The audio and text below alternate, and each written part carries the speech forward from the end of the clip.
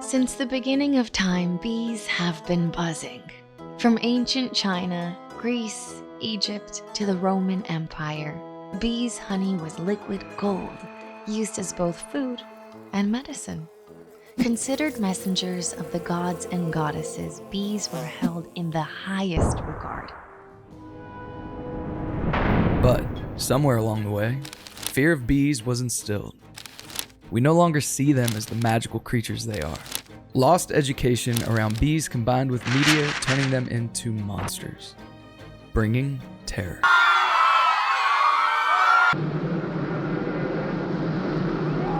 Really? Why are most people fearful of bees? Because they think bees sting and they're going to get stung. And I think that's the number one concern that people have of having bees. Is my dog going to get stung? Am I going to get stung? Well, at the end of the day, if you leave a hive alone, like say a beehive, they're going to leave you alone. So no, bees are very protective, right? Just like we are, right? If someone's, is banging down your door, you're going to protect yourself. And bees are the same way. So when bees are out and about, pollinating and collecting, nectar and pollen, they're not going to attack you. You're never going to get stung by a bee. Typically, most people get stung by a bee because they step on them, or a bee was on a plant that they touched and they get stung. So at the end of the day, bees do not seek out humans to sting. They just don't. The goal of Honey Love is to educate the public that bees are safe and friendly. At the end of the day, people have a fear of bees. When they think a swarm, they think, a big swarm of bees flying around, that's dangerous. And what we try to do as urban beekeepers, as, I would say as the Lorigs of the bees, we try to educate the public that they're safe, they're friendly. You can actually have bees in your backyard and actually become a beekeeper, right? And not only a beekeeper, but you can actually become a foster parent of bees. And what I mean by foster parent is that you don't really have to be a beekeeper. Maybe you can let someone use your property to put bees and have bees at your location. And that's why I think that's what Honey Love does as urban beekeepers.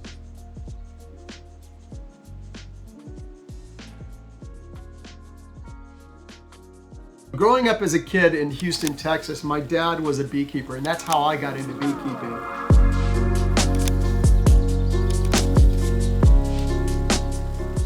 You follow your footsteps of your parents and you do things. And back then it was more like work. And today I enjoy, taking care of bees, rescuing bees. Looking at these pictures, man, wow. It brings back memories of taking care of bees as a child. Anyway, it was fun back then. It was more work actually, but now it's more of a hobby. I really enjoy beekeeping.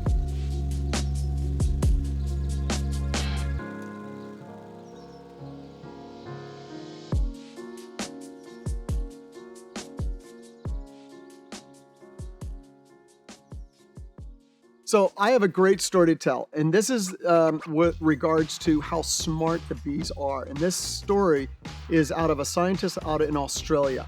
And what they did, it was an experiment where they had some sugar water, and they wanted to see how far the bees would go to get that water. And what was interesting is that it was very scientific in that every day they moved the water a half a mile in a straight line.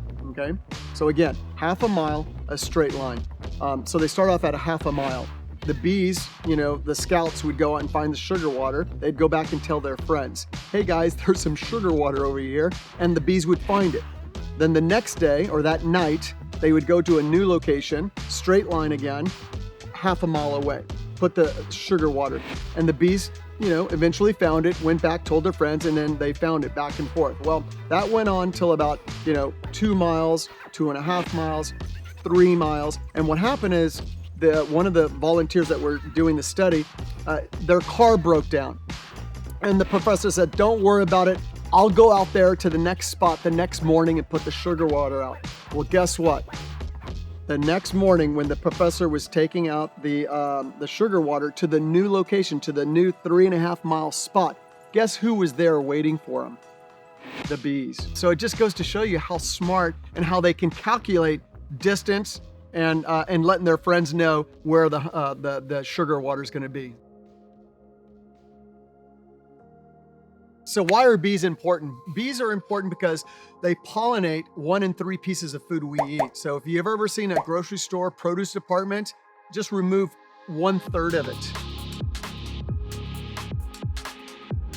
So coffee, chocolate, the list goes, oranges, lemons, the list goes on and on. So the bees are very important to our survival. We need bees to do the work. They're called worker bees, and they pollinate and they help our environment grow and thrive.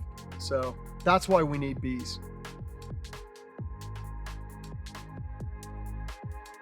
Let's talk about raw honey and why raw honey is really important, for eating, right? Why raw honey versus, store-bought honey. Well, store-bought honey, not that it's really bad, but you don't know where it's coming from, right? At the end of the day, there's a lot of fraud in the honey industry where they mix, they're making it in batches and they're importing it from other countries.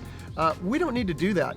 Locally, in our urban environment, there's so many bees, and raw honey is really good for allergies, right? And specifically, if you can buy honey in your urban local environment from your farmer's market that has hives in your own neighborhood, that's the best honey that you want to get, because as soon as you start heating up processed honey, you lose the benefits. You lose all the properties of the honey. So having it raw, literally from the hive to the jar.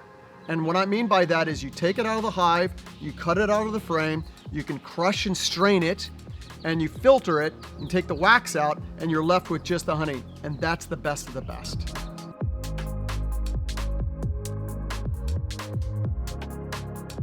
All right, so what can you do to, support and save the bees? Well, you can actually do it just by the products that you use on a daily basis. When you go to the supermarket, find the companies and the products that are supporting and saving the bees. It's that simple. At Honeydrop, a portion of the proceeds go directly to Honeylove, and that's what we do at Honeylove. So if you want to support the bees, you can support honeylove.org and make a donation there.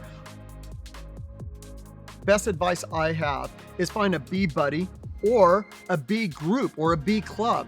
There's thousands of bee clubs around the US, and that's the best way to become a beekeeper, because you need time in the saddle, as they say. You need time with the suit on, and what you need to do is find someone that is like-minded, that wants to get into it, that's that's been a beekeeper for a while, and just ask to volunteer to do hive inspections with them. So just donate some time, find a beekeeper that's going to help mentor you, and you can become a beekeeper a lot faster. So find your bee buddy. What can you do if you don't want to become a beekeeper? There are a few things that you can do to help support and save the bees. One, you can leave a water source out. Bees need water. If you're a wine drinker and you drink wine, take a cork, throw some corks in that, give them something to land on. Two, you can plant bee-friendly plants in your garden. And lastly, and most importantly, pesticides. Don't use them. If you want to help save the bees, leave a water source out, plant bee-friendly plants, and lastly, don't use pesticides. Yay, bees! Hi, I'm Paul Hekimian from Honeylove, and I'm here with my bee amigo, Ian Kimbry. People call me Bean, Paul, they call you the pollinator. I was thinking, Paul, we are BFFs, also known as Beauty and the Beast, or Leather and Lace. I'll let you figure out which one. Yeah, let's not go there. You are dirty. Look at your face. Seriously? Honey's a sticky business. It really is.